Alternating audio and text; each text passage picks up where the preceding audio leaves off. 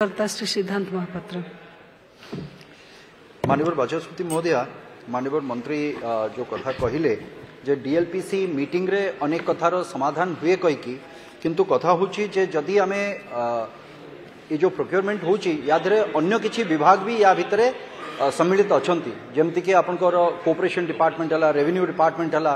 तेणु करी ये जिनसर जदि समन्वय न हबो ताहले प्रोक्योरमेंट भी आमे स्मूथली करि परिबानी। कहीं गंजाम जिले में धान कटा सरलाणी किंतु जेहेतु सैटेलाइट इमेजरी एपर्यंत रेवेन्यू डिपार्टमेंट तरफ पहुंचनी अधिकारी मानक पाखरे, तेणुक एपर्यंत टोकन आम दे पारुनी। तेणुक यार सरलीकरण करने माननीय मंत्री किसी पदक्षेप नेबे कि जे समन्वय केमती भल भाव। माननीय मंत्री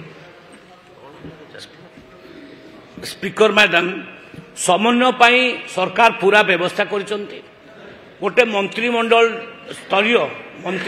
स्तरीय गोटे कमिटी भी है। से कमिटी रे माननीय ये मंत्री माने अछंती एवं तापरे प्रत्येक जिला पाई जड़े जड़े मंत्री को मध्य दायित्व दि जाइए।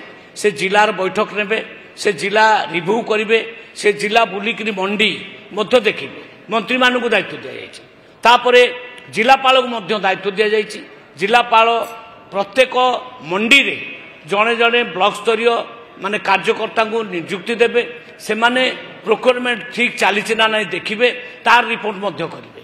तेणु पूरा विभाग एथिरे पंचायत राज विभाग, एथिरे रेवेन्यू विभाग, एथिरे कोऑपरेशन विभाग, एथिरे खाद्य जोगान विभाग, सबु विभाग मिसिकिरी प्रोक्योरमेंट कार्य करुचंती।